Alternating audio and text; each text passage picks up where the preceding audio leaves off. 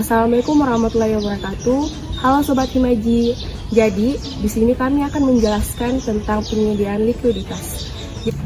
Jadi, likuiditas adalah tolak ukur suatu bank dalam mengembalikan kewajiban jangka pendeknya dengan sumber dana lancarnya. Kewajiban pendek ini berupa simpanan tabungan, simpanan deposito, dan kewajiban segera. Sedangkan dana lancar atau alat likuid berupa uang kas, penetapan pada bank lain berupa giro, dan juga tabungan bank umum yang dikurangi dengan tabungan BRT pada bank kita. Jadi, mengatur tingkat likuiditas ini merupakan suatu hal yang penting dalam pengelolaan dana di bank. Jadi likuiditas provision merujuk kepada upaya pelonggaran fasilitas pinjaman oleh bank sentral kepada bank komersial. Model ini mengilustrasikan bagaimana penyediaan likuiditas oleh bank sentral pada suku bunga pasar dapat mengurangi konsekuensi merugikan dari krisis keuangan terhadap investasi. Intervensi bank sentral memungkinkan bahwa bank yang memiliki keterbatasan likuiditas untuk terus membiayai perusahaan yang memiliki investasi yang paling baik. Bahkan jika perusahaan itu kaya akan uang, bank itu tidak dapat atau tidak mau memberikan pinjaman di pasar antar bank. Nah, ada beberapa cara yang umum digunakan untuk menyediakan likuiditas pada pasar keuangan. Pertama, pemberian likuiditas langsung.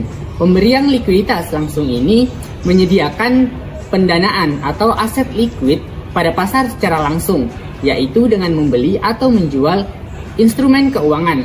Contohnya adalah bank sentral yang menjual atau membeli obligasi pemerintah untuk mempengaruhi jumlah pasokan uang tunai di pasar. Kedua, market making. Market making ini dilakukan oleh perusahaan atau lembaga keuangan, di mana mereka membeli atau menjual instrumen keuangan dengan tujuan untuk menyediakan likuiditas pada peserta pasar, serta menjaga keseimbangan antara permintaan dan penawaran. Ketiga, penyedia likuiditas otomatis.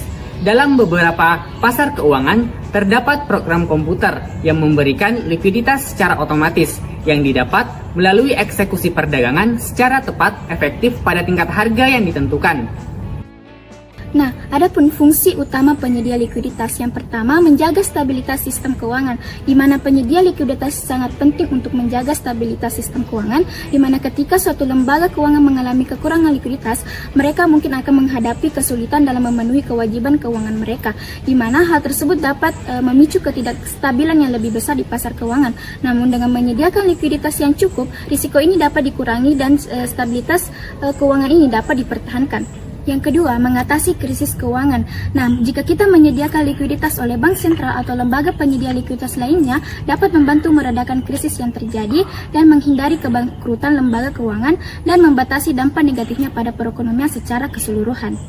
Yang ketiga, menjaga kepercayaan pasar. Dengan menyediakan likuiditas yang cukup, entitas penyedia likuiditas membantu menjaga kepentingan pelaku pasar terhadap stabilitas dan kendala dalam sistem keuangan. Hal ini penting untuk mencegah kepanikan di pasar dan mempertahankan tingkat kepercayaan yang diperlukan untuk berfungsi dalam sistem keuangan secara efektif.